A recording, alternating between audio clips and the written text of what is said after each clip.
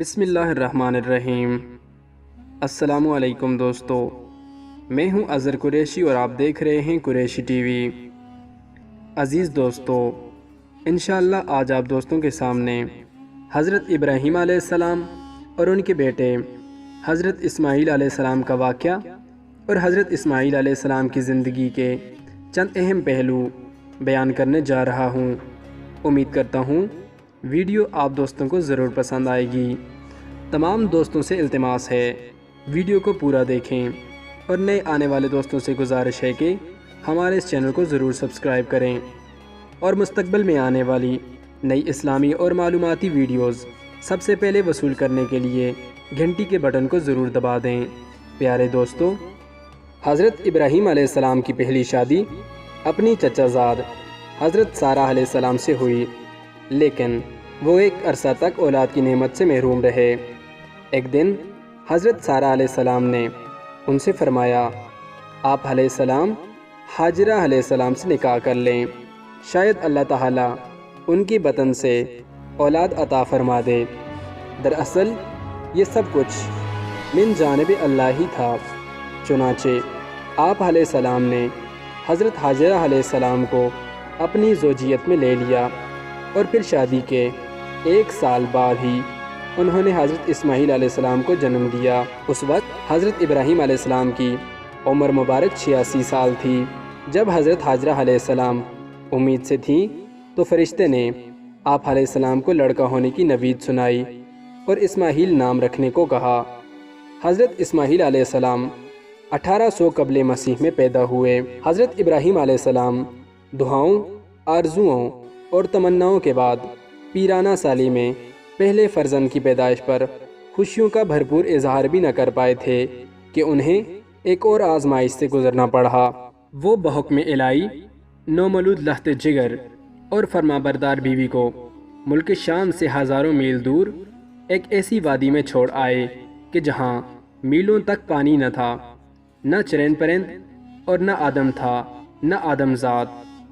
وادی فاراں کی سنگلاخ کالے پہاڑوں کے درمیان تپتے صحرا کے ایک بوڑھے درخت کے نیچے اللہ کی ایک نیک اور برگزیدہ بندی اپنے نومولود معصوم بیٹے کے ساتھ چند روز سے قیام پذیر ہیں۔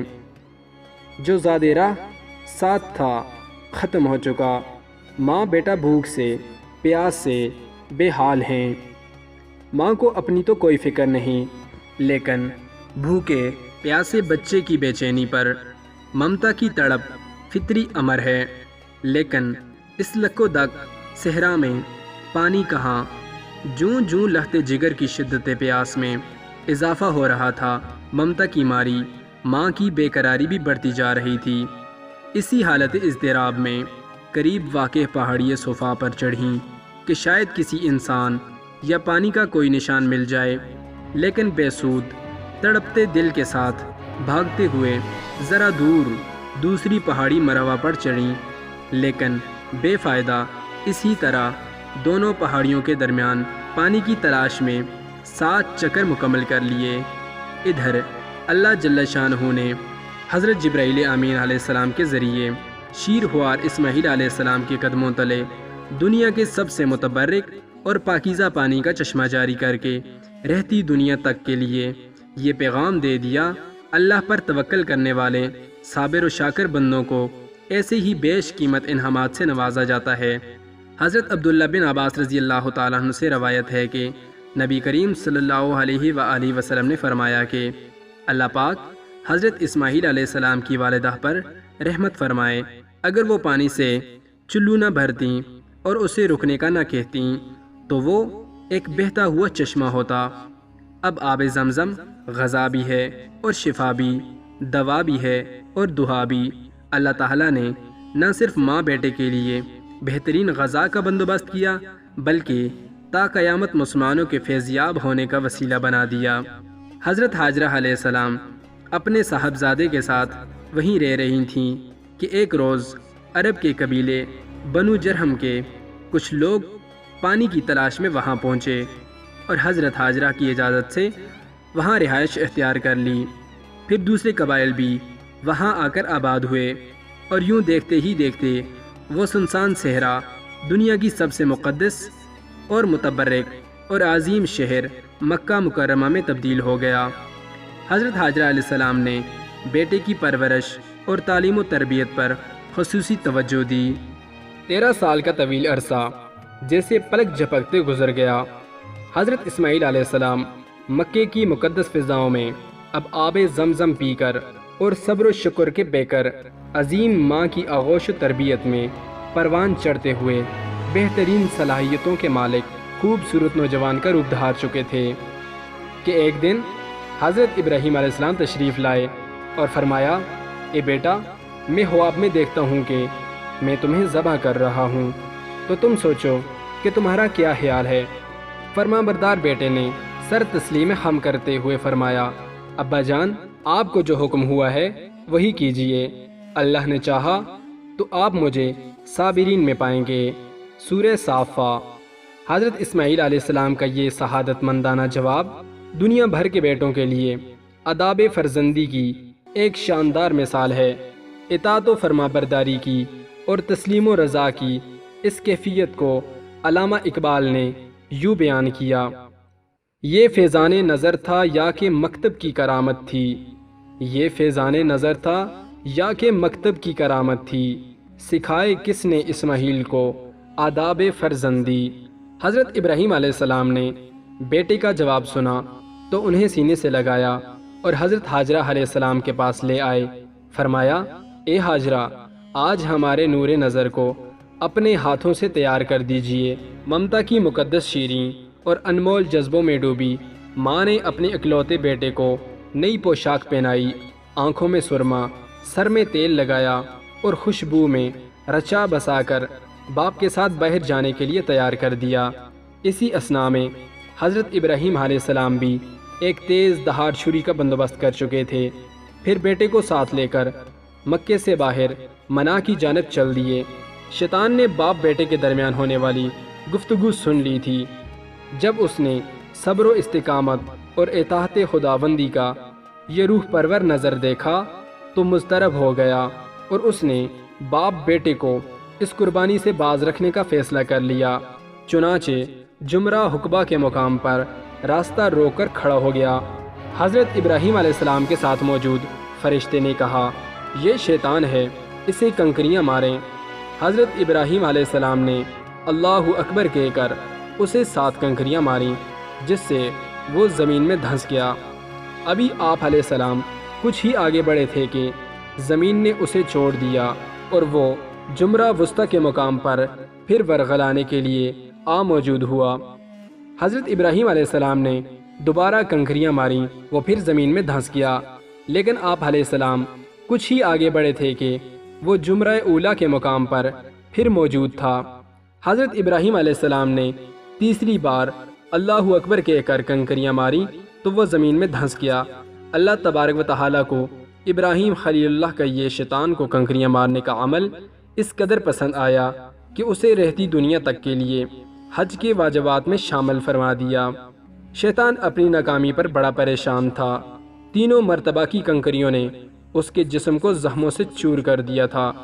اچانک اسے ایک نئی چال سوجی اور وہ عورت کا بھیس بدل کر بھاگم بھاگ حضرت حاجرہ علیہ السلام کی خدمت میں حاضر ہوا اور بولا، اے اسماعیل علیہ السلام کی ماں، تمہیں علم ہے کہ ابراہیم علیہ السلام تمہارے لہتے جگر کو کہاں لے گئے ہیں؟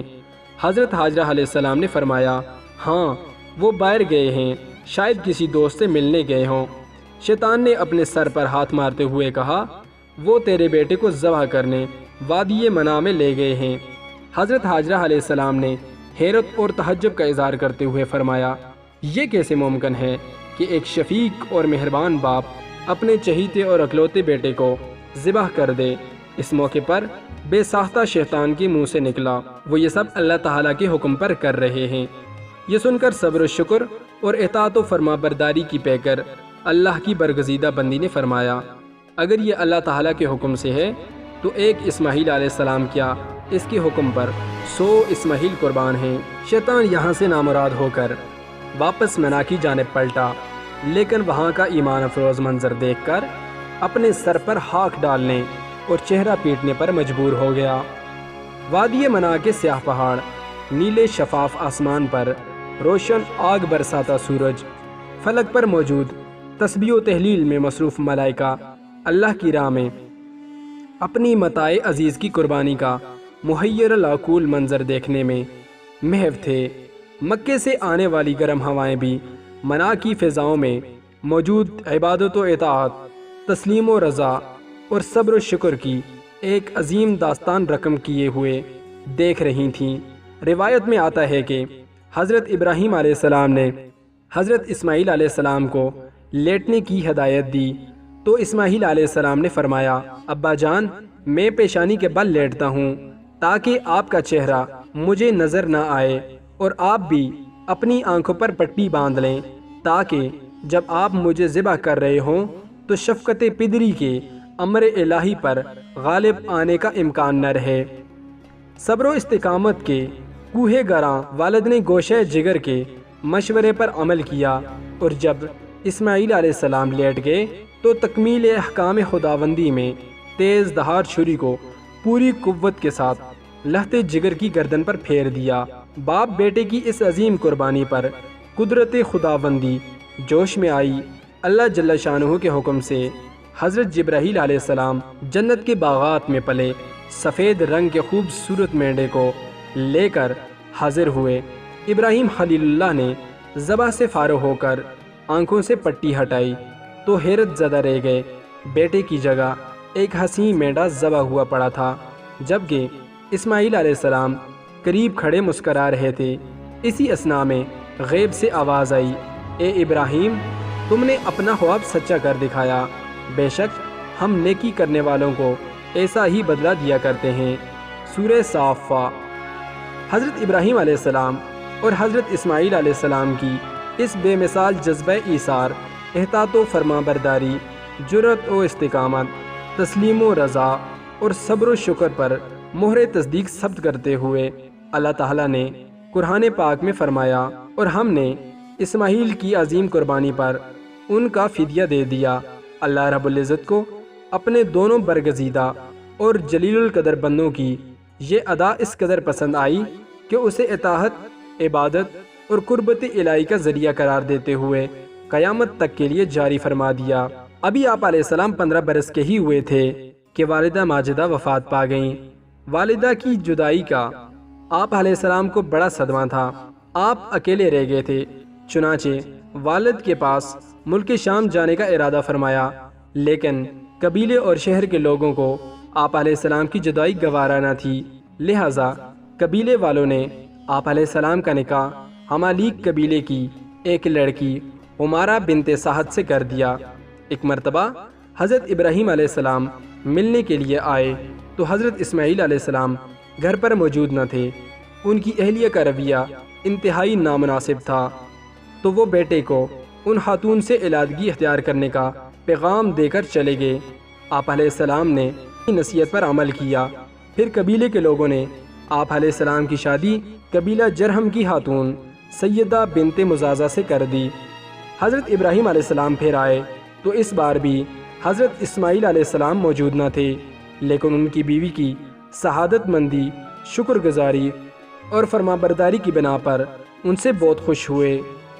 حضرت اسماعیل علیہ السلام نے خانہ کعبہ کی تعمیر کے دوران اپنے والد کے شانہ بشانہ کام کیا۔ آپ علیہ السلام پتھر اور گارا والد کو دیتے جاتے اور وہ انہیں دیوار پر چنتے رہتے۔ روایت میں ہے کہ خانہ کعبہ کی دیواروں میں جو پتھر استعمال ہوا ہے اسے حضرت اسماعیل علیہ السلام نے 5 پہاڑوں سے جمع کیا تھا، جن کے نام کتابوں میں کچھ اس طرح ہیں: طور حرا، طور زیتا، طور لبنان، طور سینا اور طور جودی۔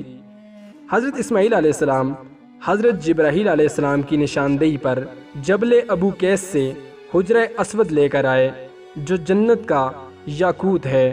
سورہ بقرہ آیت 127 میں اللہ تعالیٰ فرماتے ہیں، اور جب ابراہیم علیہ السلام اور اسماعیل علیہ السلام بیت اللہ کی بنیادیں اونچی کر رہے تھے تو دعا کیے جاتے تھے کہ اے ہمارے پروردگار، ہماری یہ خدمت قبول فرما، بے شک تو سننے والا اور جاننے والا ہے۔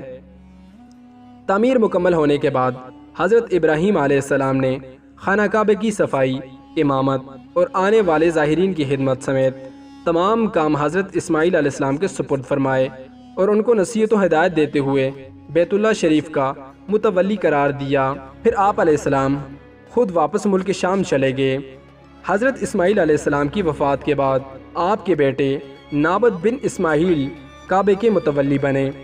اللہ تعالیٰ نے حضرت اسماعیل علیہ السلام کو حجاز مقدس اور اس کے آس پاس کی تمام آبادیوں نیز قوم جرہم، قوم عمالیق اور اہل یمن کی طرف نبی بنا کر بھیجا۔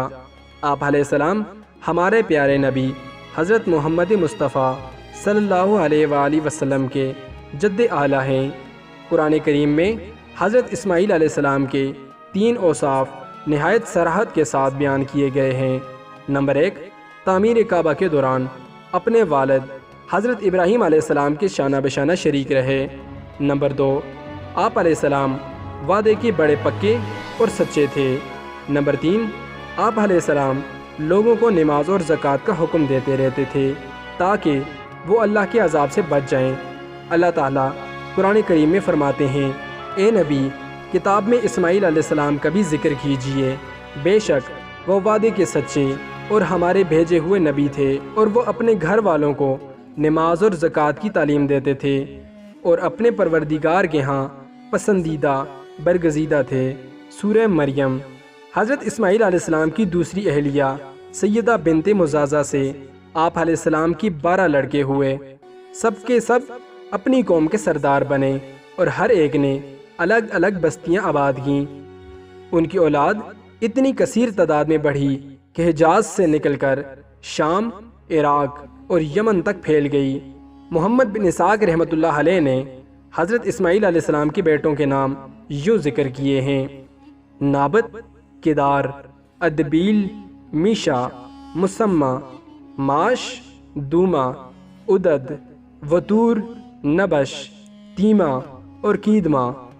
اہل کتاب نے اس طرح یہ نام اپنی کتابوں میں ذکر کیے ہیں۔ حجاز مقدس مکہ مدینہ کے تمام عرب حضرت اسماعیل علیہ السلام کے 2 صاحبزادوں یعنی کدار اور نابت کی اولاد میں سے ہیں۔ مورخین نے لکھا ہے کہ دنیا میں جو شخص سب سے پہلے گھوڑے پر سوار ہوا وہ حضرت اسماعیل علیہ السلام تھے۔ اس سے پہلے گھوڑا وحشی جانور تھا۔ حضرت اسماعیل علیہ السلام نے اسے سیدھا کیا اور مانوس کیا اور پھر اس پر سواری کی۔ حضرت عبداللہ بن عمر رضی اللہ تعالیٰ عنہ سے مروی ہے کہ رسول اکرم صلی اللہ علیہ وآلہ وسلم نے فرمایا، گھوڑوں کو اپناؤ اور ان پر سواری کرو، بے شک یہ تمہارے باپ حضرت اسماعیل علیہ السلام کی میراث ہیں۔ قصص الانبیاء ابن کثیر اموی رحمۃ اللہ علیہ ایک حدیث بیان کرتے ہیں، رسول اکرم صلی اللہ علیہ وآلہ وسلم نے فرمایا کہ پہلا شخص جس نے واضح عربی زبان کے ساتھ زبان کھولی وہ اسماعیل علیہ السلام ہیں، اور یہ اس وقت 14 سال کی عمر کے تھے۔ ابن کثیر۔ عربی کے علاوہ آپ علیہ السلام کو قبطی اور عبرانی زبان پر بھی عبور حاصل تھا۔ حضرت اسماعیل علیہ السلام نے 137 سال کی عمر میں وفات پائی۔ آپ علیہ السلام کو کعبۃ اللہ کے سین میں میزاب رحمت اور حجر اسود کے درمیان اپنی والدہ کے پہلو میں سپرد حق کیا گیا۔ قرآن کریم میں حضرت اسماعیل علیہ السلام کا ذکر 12 مقامات پر آیا ہے۔ سورۃ البقرہ کی آیات 125، 127، 133، 136، 140، سورہ آل عمران کی آیت 84، سورۃ النساء کی آیت 163، سورۃ الانعام کی آیت 86، سورہ ابراہیم کی آیت 39، سورہ مریم کی آیت 54، سورۃ الانبیاء کی آیت 85 اور سورہ صاد کی آیت نمبر 48 میں آپ کا ذکر کیا گیا ہے۔ دوستو، یہ تھے حضرت اسماعیل ذبیح اللہ کی زندگی کے چند پہلو۔ امید کرتا ہوں ویڈیو آپ دوستوں کو ضرور پسند آئی ہوگی۔ ویڈیو پسند آ جائے تو اسے اپنے دوستوں کے ساتھ شیئر ضرور کیجیے گا۔ انہی الفاظ کے ساتھ مجھے دیجیے اجازت۔ سانسوں نے اگر وفا کی تو اگلی بار ایک اور نئی ویڈیو کے ساتھ آپ کی خدمت میں حاضر ہوں گا۔ تب تک کے لیے اللہ حافظ۔